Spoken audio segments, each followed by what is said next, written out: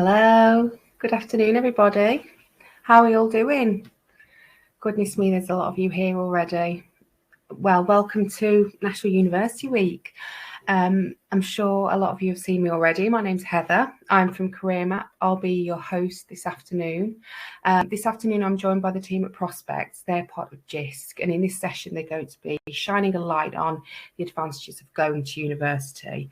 So the session will be split into three parts. We've got the first session, which will look at why go to uni. So we'll look at regional labour markets, graduate salaries, employer expectations, what you can do with your degree. The second part will be how university can help develop your own skills. And then in the third part of the session, we'll be speaking to a student panel. We've got two graduates and a degree apprentice who'll be talking through their own personal journeys, study journeys, and they'll be on hand for the Q&A, which we will run in the last part of the session. So on the subject of the Q&A, it looks like some of you have found your way, so the chat box found your way there already. Goodness me, hello. Dawn, I was just going to touch on this. Yes, the session is going to be recorded. It will be emailed to you, so don't worry about missing anything. If you need anything immediately, though, just take a picture of the screen with your phone. What I was about to say, though, for anybody that hasn't found the chat box, it's on the right-hand side. As we go along, please ask any questions within there, and we will help form them as part of the Q&A at the end of the session. And that's really my cue to hand over to the team and disappear and see you for that Q&A. Thank you, Heather, and good afternoon. Welcome to all of you here for this spotlight on the advantages of having a degree. And those advantages are legion and many, as we will discover. My name is Chris Ree. I'm Head of Commercial Services at the Prospects part of JISC, and I'm joined today by three of my JISC colleagues who will meet shortly, two of whom are recent graduates, and one of whom is doing a degree apprenticeship. We've got Katiba Ahmed, Luke Somerville Ford, who are RRT graduates, and Owen Marshall Jones, who's a degree apprentice. And they're going to be talking a bit later on about their own experiences. And I'm also delighted that we'll be joined by John Harrison, who's Head of Student Futures, which is the careers service at the University of Hull. And he'll be talking about how career services can really, really help you develop employability skills and direct you towards your career. I'm going to start with by looking at how having a degree is an advantage when it comes to getting a job. And we've got a lot to pack into the next hour, and time's ticking by already. So I'll set off by sharing some of what we know at Prospects in JISC about what is called the graduate labour market, which is a very broad term, and it describes everything really that people do once they have left university. I'm just going to focus on a few key points because it's a huge subject, and those points will support the argument that a degree is most definitely an asset when it comes to getting a job. And I should say at the outset that when we say degree, we're talking about undergraduate and postgraduate degrees. So an undergraduate degree, obviously a BA, 3-year course typically. A postgraduate degree might be a master's or a research program or PGCE or some other form of vocationally focused course or training, which you would do when you completed your undergraduate course. And it's a really important point for all of us actually, is that as you're about to start embarking on your career journey, always try to think of work and study as complementary and combined experiences, not two different entities or either ors, because they are, as you go on, you'll discover this, bound together very closely for all of your life actually. Now, there are 1,000 good reasons why you should go to university, and obviously that's the purpose of National University Week, and you'll be hearing so many different great points and insights into why university is a great choice. That's if you've got the opportunity and you've got the interest and appetite for it, and everybody's going to find their own way there, and you'll have your own personal reasons. But there's one big benefit that cuts across the general experience for everybody, and that is about getting a job, a good job, and building your career. At this stage, it's important to say that whatever you choose, you do need to do plenty of research, which is obviously why you're joining this and other webinars this week, but do plenty of research into your career options. And a great place to start is prospects.ac.uk, which is our website where you can research different jobs and industries and careers and study options. And it really helps orient your thinking. In particular, two tools that we have which are totally free to use, Career Planner and Job Match, because they help you understand all the different amazing opportunities that lie ahead of you and things that you can do with your degree. We've got a few slides, and I'm not going to dwell on them overly, but they just give a few key points to support this argument. It's about how well graduates do in the job market and why having a degree is definitely an advantage. Now, there's an annual survey of graduate destinations called Graduate Outcomes. The most recent one found that almost 3/4 of graduates who were in work were in a professional level job. And that also the average salary of graduates who went straight into full-time employment once they'd finished university was around £24,500. The average salary of working age graduates, and by that they generally mean people who've been in the job market, let's say for 5 years or more. So the median salary either for working age graduates is around £35,000. And both of those figures are higher than the counterparts for non-graduates.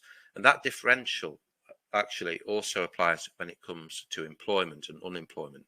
So graduates and postgraduates have higher employment rates than non-graduates. So in 2020, the employment rate for graduates was 86.4% and for postgraduates 88.2%, compared to 71.3% for non-graduates. And around things like unemployment, generally for graduates, they do continue to do well and more resiliently, even in times of economic downturns like we've had in the last couple of years, or in 2008, for example. The graduate labour market, the postgraduate labour market hold up extremely well. And actually at the moment, the job market for graduates is very buoyant. And right now, vacancies are set to increase. They anticipate in 2022 by 22% for graduates and 17% for school leavers. There's been obviously depends on industry sectors. Some are performing more strongly than others, but just to give you an idea of the kind of industries and occupational areas that are doing well at the moment: built environment, energy, engineering and industry, health and pharmaceuticals, all of those sectors are having significant growth in graduate vacancies. It's also at the moment a very, very applicant-led market, by which we mean that the power is generally with the students and the graduates. And the quantity of applications in 2022 dropped significantly, and 48% of employers are reporting fewer applicants in this year than last year for their graduate vacancies. And employers are really, really working hard to attract candidates, engage as far as they possibly can with students and graduates to get people into these roles. So it's a very, very buoyant time in the market, and there's a lot of opportunities for students and graduates. It's important to say other things as well about the nature of the world of work that students and graduates will go into, because graduate schemes are something that you'll become acquainted with as you sort of start your research and start thinking about your future careers, etc. And they're the kind of traditional graduate program, often offered by large recruiters with sort of fast track training schemes, a structured training development program. And they're still very, very important, and you'll be experiencing and encountering a lot of these as you go on into university and beyond. But it doesn't tell the whole story, because graduates go into all kinds of different types of jobs. Often they will go to work for what are called SMEs. It might not be a term you're familiar with, but it's a very important one. That means small and medium-sized enterprises, which in practice means companies who employ fewer than 250 people. But they constitute the majority of the economy, actually, and typically account for about 30% of graduates who are in employment. Also, health and education are huge recruiters of graduates, say nursing, doctors, teachers, etc., lecturers. So health and education are massive destinations for graduates. And also, of course, some graduates will set up their own businesses as well and become entrepreneurs and build startups. Just under 9% of graduates will go on into further study after graduation to do a master's or a research programme. And very often that is with the intention or the requirement of going into a particular line of work. Now, we want to talk about a number of misconceptions that happen or are considered rather around graduate employment. One of them, and it might be something you never hear, but it is quite common and is bandied around. One of them is this thing that people say: all the graduate jobs are in London. Or they also say things like, there aren't enough jobs for graduates, which is a way of saying that there's no point in getting a degree because it's not going to help you get a decent job. And needless to say, neither of these statements is true. Now, as far as the London question is concerned, of course, London and the South East is home to a great many industries and businesses and firms and types of job. But actually, only a minority of graduates will work in London. Of 2019 graduates, or graduates from 2019, just 22% were working in London 6 months after graduation, which is less than a quarter of all graduates.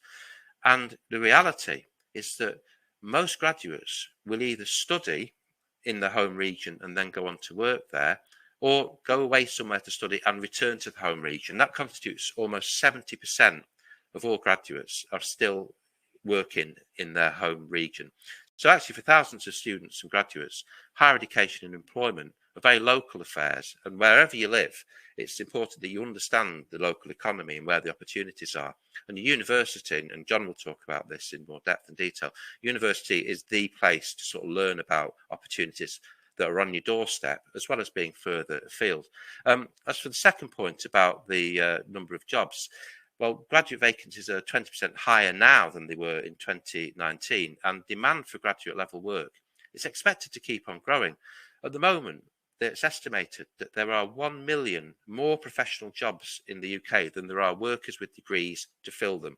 So that point about professional level work is actually undersupplied by graduates. So it's not at all the case that there aren't enough professional level jobs for graduates. If anything, it's actually the other way around. So that's their important statistical points about the nature of the job market, and all of this is information that you can learn about and find and help support your own decision making. But it's not just about facts and stats and statistics. It's also about the human values and what makes graduates and students attractive to employers. And there's a whole set of different values and virtues. They include things like communication skills and resilience. Now, that's something that has really, really been accelerated and augmented in the last 2 years, obviously. Enthusiasm, fresh thinking. Employers always talk about the fresh attitudes and fresh ideas that students and graduates will bring into the workplace. It can be around all sorts of things, around technology, around communication, around behaviours, etc. So employers really, really value those sorts of skills. Sometimes these are called transferable skills, and they're not often to do with the subject of study. Whatever you choose to do as a course at university, whether it be undergraduate or postgraduate, that's not the whole story when it comes to what employers are looking for. What they want is well-rounded graduates with transferable skills. Often that's more important than specific degree subject. And really, these are important points, and we'll put them up on the slides because as we speak, which I don't normally like to do, but I think it's worth it in this instance. It really doesn't matter if you've studied fine art or physics or history or chemistry or accounting or geography. What counts is that you have the skills and attributes that are needed for the role that you're applying for and the career that you want to follow. So, for example, a vocational qualification, obviously in certain areas, is going to be absolutely essential. And that does open up an additional set of very, very attractive options as well. But the most important point is there is not a degree subject around at any university or college that makes an individual less employable. They all add value to you in terms of your skills and your proposition. And that means that UK graduates tend to be really, really good all-rounders with skills and adaptability to thrive in a very, very volatile, changeable labour market. There's a big point about the international scene here because the UK is unusual in this respect. So actually these sorts of broad adaptable skills are seen as an advantage. So you may be setting your sights locally, regionally, nationally, or even internationally, and your adaptability and versatility will be an advantage wherever you go, because the UK has got a world-class reputation for higher education, and that will go with you throughout the world. So having a degree, and finish on this point, whether it be undergraduate or postgraduate, absolutely widens your options. Now, much of the value of what you have around this degree comes from what you can do at university around employability and skills development. And that is the perfect moment for me to hand over to John, who's going to talk to you from the perspective of the head of student futures at the University of Hull about what university career services can do for you. Over to you, John. Thank you ever so much, Chris. Good afternoon, everybody. Thank you for that kind introduction. So yeah, I'm John. I'm Head of Student Futures at University of Hull. I want to shine a light on sort of careers and employability services across higher education. Skills and the development alongside your academic program are absolutely important. And lots of universities are embedding employability and skills and attitudes and values in programs and things. But I want to shine a light on that additional support that's offered within higher education that adds value to that degree program and that learning. And again, as part of your investment as students paying for degree programs in the UK, part of your investment is also consumer of services. So I'm going to shine a light on Hull in particular, but for the most part, most of the stuff that we offer at Hull is offered across every institution. There will be some differences and some things to think about, but one of the big takeaways from this session today, and probably most of your sessions this week, will be to really research degree programs, universities, campuses, and support services, because there will be differences. So it's how we go about doing that. And I want to take some time to sort of look at that. So it's Life Gym, but not as we know it. For those of you that are old enough to remember Star Trek, I want to demystify some of the insights that we've received at Hull about careers pre-HE. We know that it's different in higher education. It's certainly invested in a lot more heavily than secondary school education systems, as well as FE and sixth forms. So I want to demystify some of that sometimes. And we know from some of our research with some of our first year undergrads that careers guidance, as in somebody you can go to, an expert at your institution, at your school or college, is typically somebody at the back of a room in a library somewhere, or is away in student services, is typically only 1.5 people, or a teacher or a lecturer that's also got this sort of role as part of their job. That's not the case within higher education. For the most part, you will see quite significantly large teams that have got some sort of front-facing, accessible path, whether that's be a front-facing shop front, as in a physical space that you can walk into, or an online presence that you can refer into. So I'll come on to that in a little bit more. So that should start to give you a sense of the fact that this employability agenda within HE is really important. Your progression post your degree is really significantly important to every institution and to the sector. Going back to some of that data, that's why that data is there, because it's important. So universities invest in lots of things, but do invest in career services.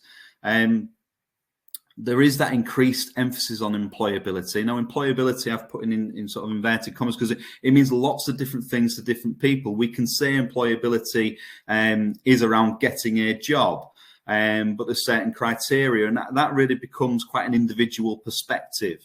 Being employable and being able to work in the charitable sector, for instance, is a very individual focus and game. But it's about how we enable you as institutions and support services to develop your skills and articulate your skills to make that next step into whatever you deem that success and progression to be. There's also, we're seeing heightened consumer expectations on our support. As I said previously, you're paying to be in university, which makes it more important why you should research your degree programs and institutions and support things to sort of what are you getting for your money. And career services are invested in, and we're seeing heightened expectations, which is a good thing, which circles back around into why we invest in support services, particularly careers, so much, because there is a need, there's a demand, and there's an expectation as well. And as I said before, supporting with you with your progression and success. We move away from very generic conversations in a career guidance context to being very particular about you and your progression on an individual level. So typically accessible advice and guidance, it's no longer that room at the back of the library or wherever, and you get sort of, this is your slot, it's going to be next Tuesday, and you've got sort of 30 minutes, 40 minutes to sit with whoever. So, that's your one chance. Okay, that's different once again, higher education. There's lots of self-referral routes into careers teams. It's normally whenever you want and as many times as you want. Whenever in terms of within business operating hours, but they operate all year round typically. They don't disappear in the summer vacation period, for instance, or it's not only term one that you can access support. It's normally all year round. And also there's no limits on that support. So again, removing that model that you've maybe used to of that's your only chance, or you might need to pop and come after college and see me again if you want to, whatever. Typically, for the most part, most career services, you can refer in. It's a self-referral thing. There's not going to be a long list that you have to wait down. It's up to you to decide on your undergrad or postgrad journey when you need support and advice and guidance. It's about you taking the lead on that, which again is different. But typically it's whenever you want in terms of accessibility and as many times as you want. At Hull, we don't have any limits on the amount of times you can come back and see one of our careers consultants. The self-referral units for Hull, you can rock up to our sort of shop front, store front, customer service front and book on. We have a VLE portal that students register on that enables them to access lots of things around course materials and things as an entry route via self-referral route there. And we also have social media self-referral forms and things like that. So lots of opportunities that it shouldn't be difficult for you to refer in or ask for help. Again, that shop front is something that most campuses will have, despite sort of COVID legacy. There's still some sort of front-facing, accessible part of most services. And again, as I've mentioned, all year-round service typically. Our careers team at Hull don't disappear during the summer, for instance. We're around and we support lots of students through that summer. And for the most careers teams will have differentiated approaches to guidance and support as well. This is not one size fits all. So when we talk about, are you a mature learner? Are you a learner with a disability or a learning difficulty? Typically, there's lots of resources and investment paid to, it's not one size fits all. And we're going to differentiate our approaches to make sure you, as an individual, again, get the most of our support. So what does that look and feel like? Again, trying to demystify that sort of what may have happened in education prior to HE. Again, I'm just talking about Hull specifically here, but for the most part, it's quite considered across the sector. But again, the takeaway being that these are the types of questions you need to be asking around what support do I get. So one-to-one careers guidance at Hull is a very informal affair. It's typically one-to-one with you and a careers consultant. Or another advisor within the team, depending on the request. They're typically 30-minute slots. That doesn't sound like a great deal, but when you add on to the fact that you can book as many of those as you like or come back in a week, you start to see some advantages to this model. And we certainly pack a lot into those 30 minutes. The offer at Hull now is face-to-face, and we also offer virtual appointments as well via Teams or Zoom. So again, that's up to your preference. There's slots for both. So again, making it more individual. If you don't feel comfortable coming into an office space and seeing one-to-one, we can do it remotely as well. We at Hull offer a caseload allocation model that's typical as well. So by that, we mean that if you're a chemistry student, for instance, you're going to be booked in with a caseload owner, with a careers consultant that's got specialist knowledge around science and engineering, is looking at that labour market intelligence, looking at that local SMEs, regional SMEs, and larger employers to look at what the progression routes are for you. So, and they also understand your curriculum and what employability functions are going on in that curriculum. So you're getting expert advice. Again, it's not a generic advisor, it's a specialised expert within your sort of industry sector or course, for instance. We also offer flexible twilight options. So beyond the business hours of 9 till 5, every night we have twilight sessions from 5 until 7:30. We know lots of students have, it's busy being a student anyway, doing all of your curriculum and academic work, but lots of students will have volunteering, part-time jobs, even caring responsibilities. And again, we need to meet your needs. So we recognise that, sometimes those 9 to 5 hours don't suit everybody. So we do twilight sessions at Hull, and they're really popular. And again, for the most part, there will always be an offer of group-based and employability provision. At Hull, we're pushing nearly 1,000 sort of group-based activities for the full academic year and into the summer, which is a lot. And that can vary. That can be from, writing that winning CV on a generic sense, or we drill down into, how do you write a technically focused winning CV, right through to having employers coming on to campus, doing practice psychometric testing and things like that. So a whole piece of engagement work to sort of, again, increase, sort of develop your skills and understanding in different environments. We also, as part of most roles, will do wider consultation across most institutions. Across the institutions, sorry. And this is not so much the student-facing stuff, but with careers and employability teams are often the champions for employability and progression institutions. And we'll work with academic colleagues, departments and program leaders around that. How do we embed employability? How do we relay what we know about the labour market and bring that back into curriculum? How do we enable delivery on programs to impact the employability agenda and things of that nature? So there's some wider consultation, which is testament to the investment and support that's really important across the sector. Reference F, I'm not going to go into too much. That's a research and knowledge exchange. These are sort of metrics that institutions are somewhat judged on and we have to report on. So that knowledge exchange could be between a student and an employer as part of an internship, for instance. So we pay a lot of attention to that, and we certainly at Hull we've helped devise a knowledge exchange skills framework. So that's a set of skills and attributes we feel students and graduates need to be able to manage knowledge more effectively in knowledge exchange. So again, back into that skills agenda. So again, don't worry too much about those, but I wanted to put that in to discuss and highlight, there's wider work that goes on. There's the coal-face delivery, if you like, of seeing students, absolutely. But we also sit behind the scenes because it's important we do so and work with colleagues across the piece to impact that employability agenda.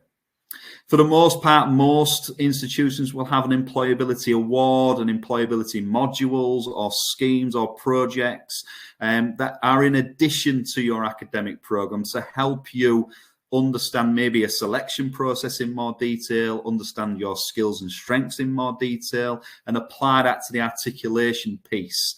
It's no good when you're a graduate or it's about, I'm good at teamwork. That's fine. Well, how do you prove that? What experiences have you got? And how do you write something that can be quite detailed in a succinct way in an application form or an interview and things? So most employability award structures are a rubber stamp that you've been through some sort of enhanced process to get you ready for that sort of selection piece and understanding your employability skills that typically enable you to have more focused and detailed conversations at the point of interview. It's something else to talk about. And they are different across every institution. They're modeled differently, they're delivered differently, but most have them. So again, when you're looking at institutions, ask them about these types of awards and schemes and see what best fits you. And another piece of work that the careers teams do, most careers teams will have an external employer engagement function. So again, part of that labour market intelligence that feeds back into the guidance so that we make sure we're giving you guys as students the best and most current and up-to-date advice on that data piece and progression routes. But also leveraging those relationships to look at internship programs and differentiated projects. So internships tend to be shorter pieces of placement experience or work-based experience, can be on premises or remote. Again, most institutions will have an internship scheme that operates out of a careers hub or team. For ourselves at Hull, we've got 3. We've got an externally facing SME internship scheme. We've got an externally facing charity and volunteering, more flexible option. And we've also got an internal scheme, and all of ours are paid full-time opportunities. Again, there's different models. So again, another question when you're looking at institutions is, what experiences can I get from it? What internships do you offer? And also looking at on-program, placement and mobilities, study abroad, international placements are often built into programs as well. You need to talk about these with your institutions in a lot more detail and understand the ins and outs of those. But that's, again, part of our wider work to enable you as graduates, as students, to get the most out of your time, to develop those skills, those attributes, those values that Chris was talking about earlier, whilst providing you with support that's probably different and delivered differently to what you've been used to. So hopefully that's been useful. I'll pass you back over to Chris. Terrific. Thank you so much, John. And I should say that career services have always been extremely important, and there's never been a reason not to use them when you're at university. But the level of services and resources and structure that they've got now, honestly, I mean, they're there to be used. Career services, when you get to university, want you to use them, and they will ensure that you're never alone when it comes to planning your career, developing skills. So that was terrific. Thank you. Now, the people who know the most about all of this, of course, are our three GIST colleagues, and I'm going to bring them in now to the conversation. First with Luke, who is going to talk about his experiences and his journey to being on the IT graduate program at GIST. So over to you, Luke.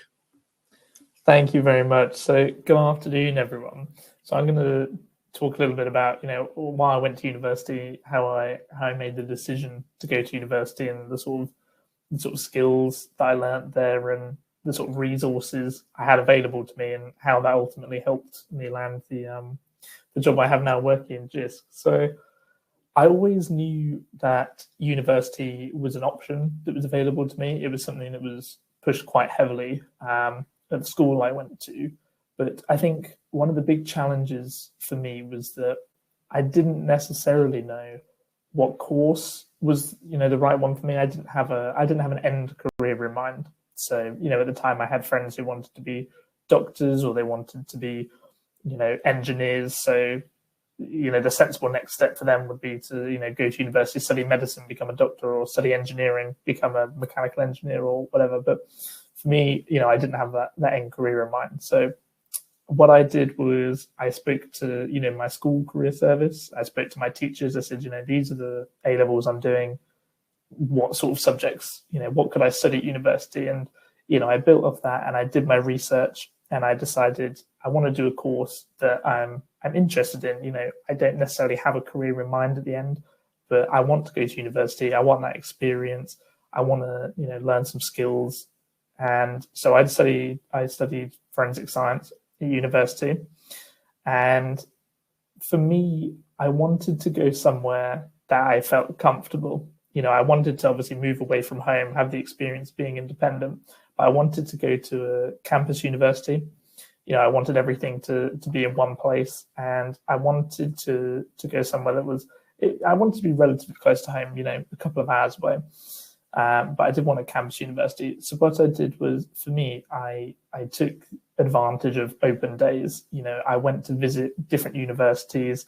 I went to see all the different courses. I wanted to see what the facilities they had on offer were, what the lecturers were like, what the course was like, what the people were like. Is this a place that I could see myself going to for 3 years?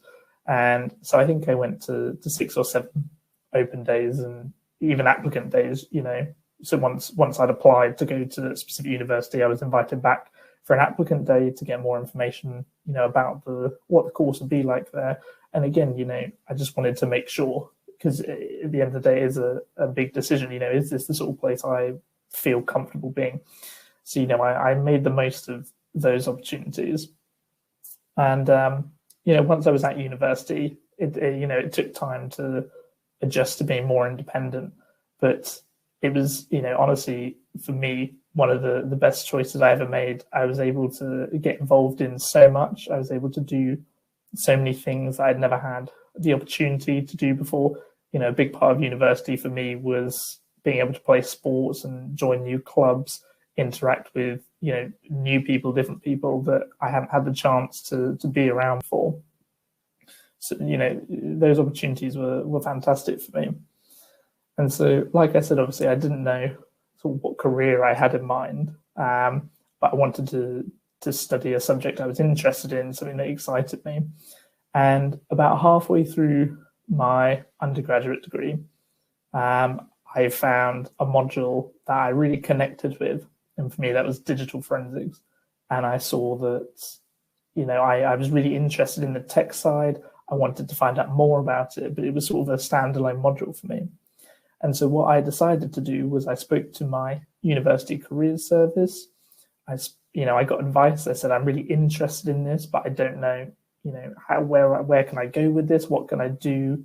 How can I make this module into a career? And, with their support and obviously my own research, what I found out is that I could do a conversion course. So after completing my undergraduate degree, I then did a 1-year master's degree, and it was a taught master's. So it's essentially, like doing your undergraduate degree. You have lectures, you have seminars, things like that. But it allowed me to shift my focus from forensic science to computer science. I could then go on to have the career I was looking for in the tech world. But the sort of challenge, I suppose, with doing a 1-year conversion course is that my exposure to the world of tech and computing was really quite limited, in the sense that, I still didn't really know what sort of career I could have. I knew that I wanted to be involved in the tech industry, but I didn't actually know what opportunities there were for me out there. I didn't know the types of jobs I could have or the different types of companies I could work for. I didn't know that. So for me, I made the most of my university career services, and they were absolutely fantastic. I was lucky enough to have a computing specific career service alongside a more general career service for the university. So I was able to get a huge range of information, and they helped identify the things I was interested in, the sort of areas I'd like to look in. They pointed me in the right direction. They suggested companies that previous graduates had gone to work at, or different industries other graduates had gone to work in, so that I could research. And prospects is definitely something that also really helped me. I was able to find out the sorts of different types of jobs available to me. I was able to look at the skills I had, or maybe the skills I hoped to have, and what sort of careers would be suitable for me. So one of the and I suppose off the back of that was one of the appeals to me of a graduate scheme, is that I still didn't know what sort of specific job I wanted. I didn't know if I wanted to be a software developer. I still didn't know if I wanted to be a data analyst. So one of the things that was sort of highlighted to me by my career service is that this idea of a graduate scheme where I could rotate across different areas of the company, and I could see for sort of 8 months if I liked being a software engineer, if I liked being a data analyst, if that's the sort of thing that I could see myself doing as a career. And other people, they may have graduate jobs where they go straight into being a software engineer, but for me, I didn't know what I wanted to do still. I really knew I wanted to be in tech, and without having my university career service, I definitely think I'd still be deciding what I want to do. But having had their advice, having prospects to highlight different options to me and different schemes available was really useful. And so once I'd sort of found the idea that, I want to look for a graduate scheme, I want to be able to explore all these different areas, I was able to take some of the skills I'd learned at university, being able to work with different kinds of people, my some of the soft skills like team working, communication that I'd learned from my degree in group work, having all these different group work assessments and activities and presentations that we've done, being able to work with new people I hadn't interacted with before. And, I was able to bring that to my job. Same with, problem solving and critical thinking. Although my forensic science degree on a technical level isn't necessarily relevant to the work I do now, the core skills that I learned there of problem solving and critical thinking I use on a daily basis. And again, organization and time management having, as I'm sure some of having to submit work at different times. You've got some work due on one day for one teacher, and work due on another day a few days later. Being able to organize myself and manage my own time has been so useful in my day-to-day job, where I'm constantly working on different kinds of projects with different people, meeting different deadlines. So although I did learn a lot of sort of hard skills that have been incredibly useful, the soft skills I learned that aren't necessarily skills I learned from my forensics degree that aren't technical, I've been able to apply to my job, and really helped me with sort of finding my career and getting my career started. Well, thank you so much, Luke. And there was some great takeaways, as we say, in that moment when you really found the line of work or the future sort of development that you're interested in with digital forensics. Great that you've been using your career service, so John will have been very happy to hear that. Definitely. And thank you, and a very clear way through, and also this idea that you can discover things some way into your journey. You don't have to know it all at the outset, and there's that sort of serendipitous aspect to it.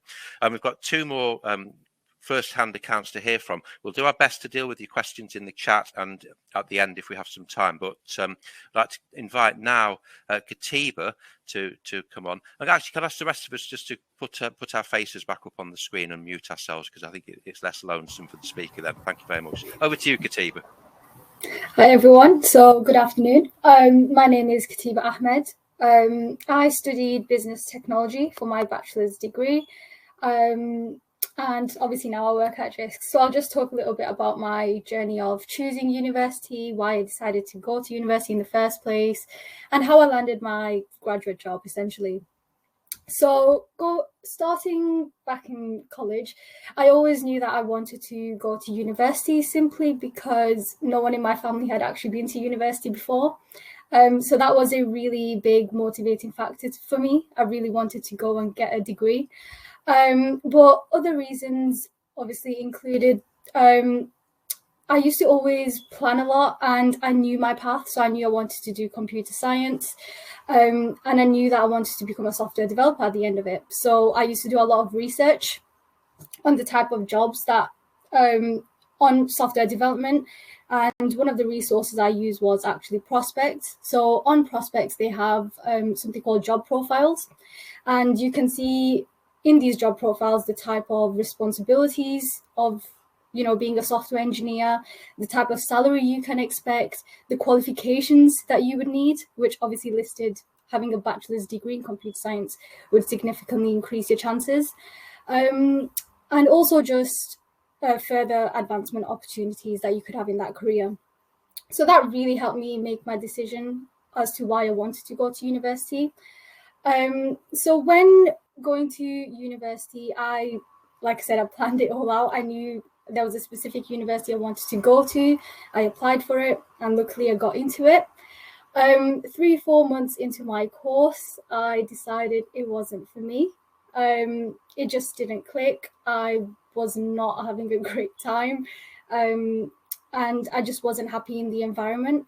And that's where career services really helps me. I remember going to my career services because I was feeling incredibly stuck. I felt like I couldn't change. I felt like, just a feeling of I'm stuck in this and I have to complete it, or not knowing what my options were to change to a different course. But they really helped me. They advised me on other opportunities, which then led me to change my course to business technology. And that was probably the best decision of my life. So that was a mixture of computer science, but business as well. So yeah, careers advice really helped with that. In terms of one advice I could give is, yes, I was a planner, but I didn't take advantage of open days for universities. And I think you really should, because you need to see the environment that you're going to end up in. Every university is different, and every person has their own style of learning and environments that they thrive in. For example, for me, I need to feel like I'm really supported. I've got a good sense of, so if I'm ever stuck with a problem, I can reach out to lecturers and get help. That is really important to me. Also, being in an environment where it's very diverse was important to me. So make use of open days, visit universities and see which one is the best for you, is the advice I can give there. So in terms of getting jobs and going into careers, my university offered a placement year. So once again, I used careers advice. I didn't end up taking a placement year, but they told me about internships, which is something I didn't know about. So you can do summer internships in university, which helps you get real life experience. You also get paid for the summer, and you can get internships at some of the top companies out there. So I was a tech analyst at a company called BlackRock in London, which was a fantastic experience. I got to live out in London for a summer. I gained amazing experience in the tech world. I was working alongside some of the best people in the fintech industry. So that was amazing. And of course, it really boosted my CV when it came to finishing my degree. Towards the end of my degree, again, careers advice really helped me from planning my interviews, doing mock interviews, getting my CV to a standard where I really stick out from the crowd, writing cover letters and going through assessment centres. They helped with the entire process, really. And also using prospects, which displayed a lot of the graduate jobs around the UK. And that is actually how I landed JISC. I work in my region, so I'm from North in Manchester, and I landed a job here. And that is pretty much how I got my job at JISC. Well, that's lovely. Thank you very much, Katiba, and another great set of insights into how you structured and organised your approach to it, and some of the motivators and drivers, and the point about being the first person in your family to go to university. That's a strong motivator for lots of people, and you're venturing into the unknown to some extent with that, aren't you? So it's an amazing journey, that. Thank you. And so both Katiba and Luke have had the sort of experience of coming into the IT graduate program at JISC, so it's a graduate route, but it's going to be really interesting now as well to hear from Owen, who is a degree apprentice also at JISC. So Owen, if you could tell us about your experiences and journey, thank you very much. Yeah, mine differed slightly from Luke's and Katiba's. Obviously, I started exactly like Luke. My school was pushing university a lot, and I wasn't sure really what I wanted to do regarding university, so I went to a lot of career days and job fairs, trying to figure out what would really be right for me, because I felt like the full-time university experience just wasn't what I was looking for. So I started actually researching what other options there are, and I came across like websites like Prospects and looking into apprenticeships properly, as our school never really, or at A level it was never really mentioned. So I thought, while I'm at A level, I'll start talking to teachers and the services that we had available. So they started mentioning apprenticeships to me, so I started looking into that more in depth. And I first came across sort of the level 3 apprenticeship, which is like an entry-level apprenticeship, which is a BTEC or an A-level alongside your working. But I soon realised that when I researched the positions I actually wanted to be in, a degree apprenticeship would suit me better, because a lot of them at higher up positions do require a degree. Not necessarily a specific degree, it can be any degree, and that's what I liked about it. I could just pick something I was passionate about and work at the same time. So then I started going to a lot of apprenticeship fairs about degree apprenticeships and looking into companies that offer degree apprenticeships, because a lot of them have a big scheme where a lot of positions are available, so there might be 5 people taken at the same time doing very similar on the same course. So when I started my degree apprenticeship, in my class there's a lot of people, like I said, from the same companies in small groups, which helps a lot. At Prospects there's another degree apprenticeship doing the same course as me, which is digital marketing, Ellie Hughes, and having another person in the company really helped me, because it helped me see what progression I'm going to make in the company and in my actually studying. So how it works with my degree apprenticeship is I obviously work alongside, whether that's in the office, remotely at home, and then I have periods of study. So with me, it's every other month a period of study, and then every other month an assignment work. And for me, that works a lot better because I can get the experience of working and actually gain the degree at the same time. And I found that's worked perfectly for me. But I'd say a main thing I've learned is it's all about research. Like Luke and Katiba both mentioned that. And researching what positions you think you'll like in the future. Because if you look 2 or 3 steps ahead at positions you'll want, look, what do they want? What skills are they requiring? Hard skills, soft skills? Do they require a degree?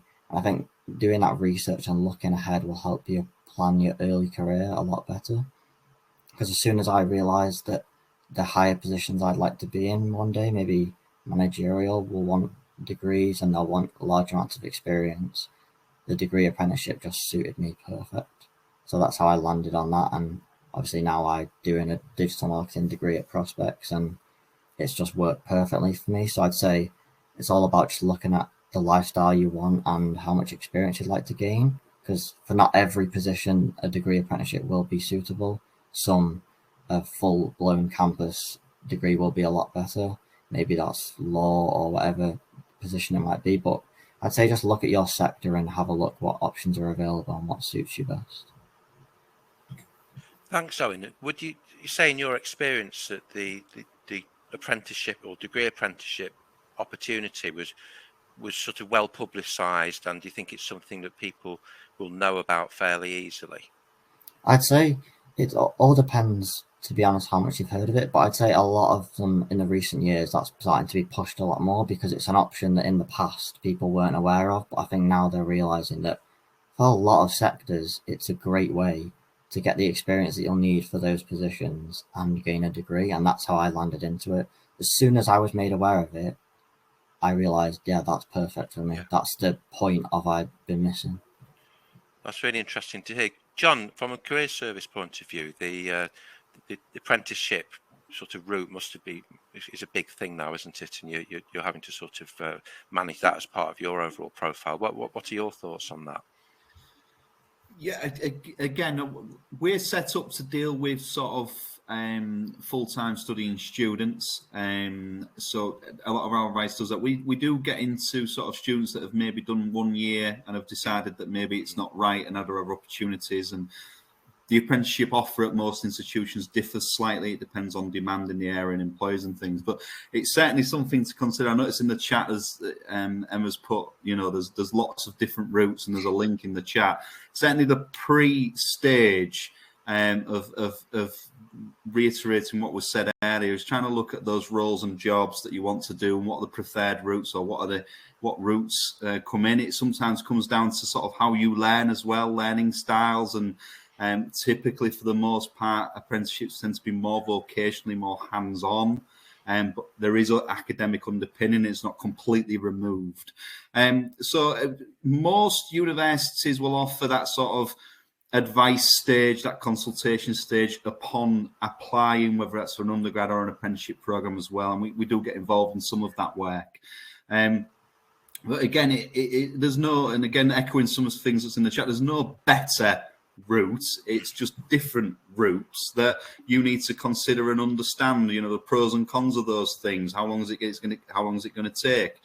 Such a thing as an accelerated degree program, which condenses degree programs into a shorter space of time. That feels like it's a good thing, but then you don't get a summer vacation and things like that. So these types of routes need exploring. It comes down to a lot of personal preference, and you can only make that personal decision if you've got information. So that would be my advice on that. But yeah, increasingly there's more ways into sectors now and industries and jobs, which is a good thing. It just requires a bit more time to explore. You're absolutely right. It's much more fluid, and it's much more variety and flexibility probably now than there ever has been, hasn't it? And certainly, those of us who've been working in this area for years certainly would vouch for that. There were some questions in the chat which were really about career service. And so, for example, if Katiba and Luke wanted, if they'd have been to Hull and they wanted to continue to get careers advice as graduates, is that an option? Yes. At Hull, again, typically for the most part, this is the case for most institutions, but it's not always the case. Some have limits to this. But at Hull, we're a lifelong career service. So once you've graduated from any program, even a degree apprenticeship, at the University of Hull, the Careers Service Student Futures team remain accessible and available to support at whatever point in that journey. That's why we developed our social media engagement referral system, so that you don't have to, when you stop being a student, you lose your access to our VLE and things like that. So there's an external way in. We've got sort of generic email addresses and direct lines as well. So no, our careers advice and support continues.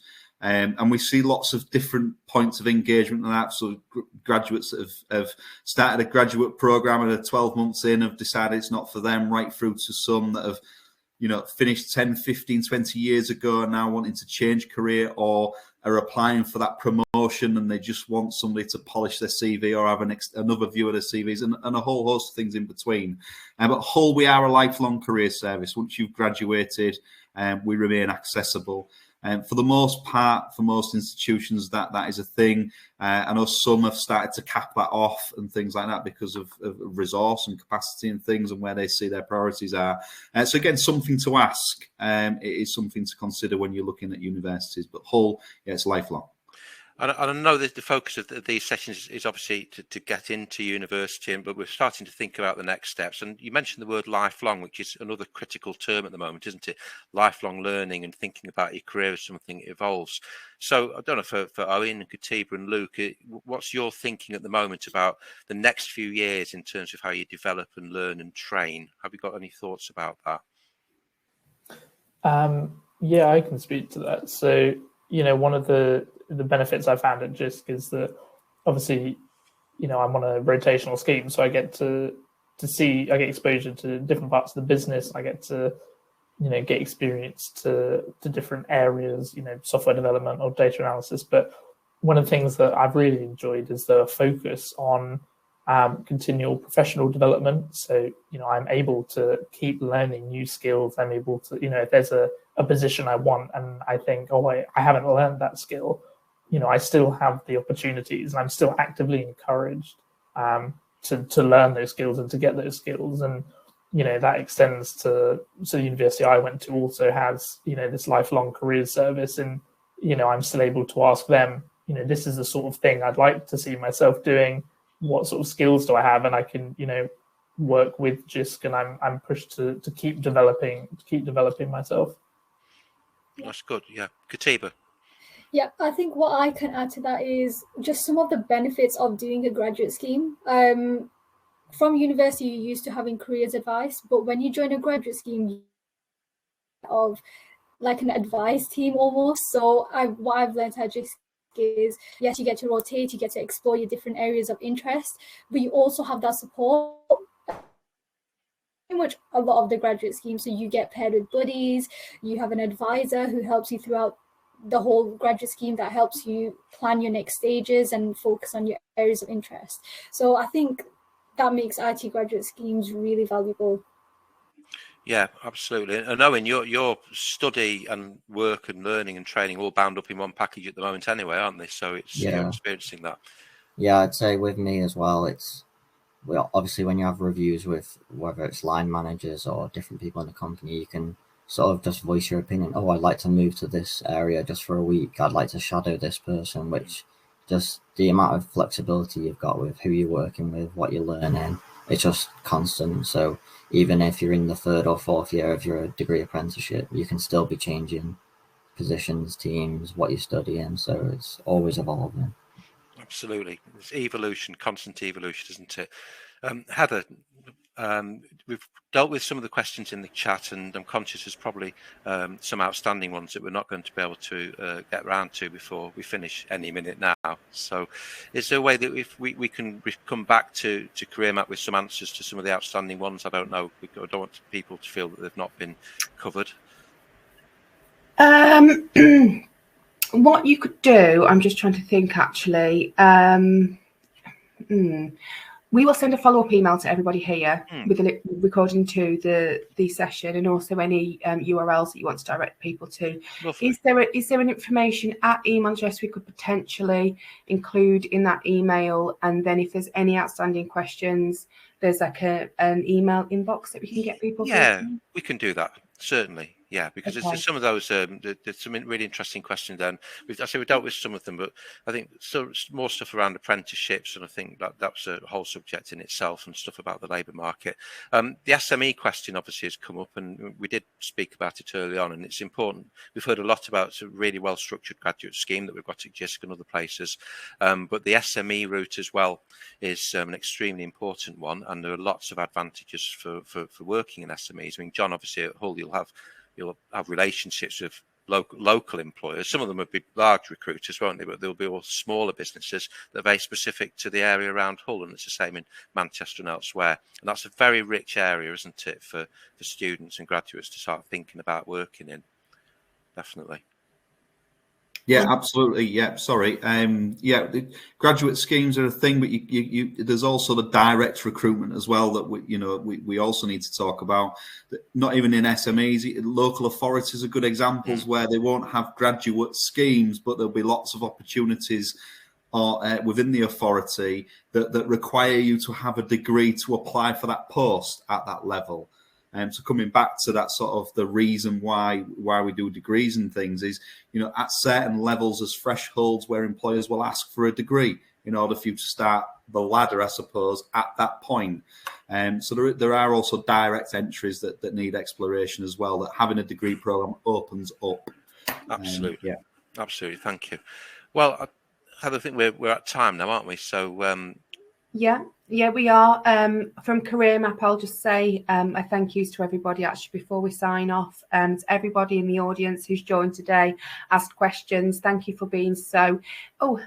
Yeah, we've got, more questions than answers coming through, but we've had a really engaged audience here. So I hope that you've all received the answers to what you were looking for. And also to all of the panelists and everybody that's contributed on the information giving side. It's been really good not only to hear your expertise, but to hear your own personal experiences as well. And I think that for the audience out there, that's absolute gold dust. So yeah, that's kind of my cue to thank you all. Let you know that sessions are running for the rest of Uni Week for the rest of the week. So have a look at the event side of the website and see if there's anything else that suits you. And yeah, I'll sign off for this session. Thank you very much, everybody. Thank you. Thank you, everyone. Bye.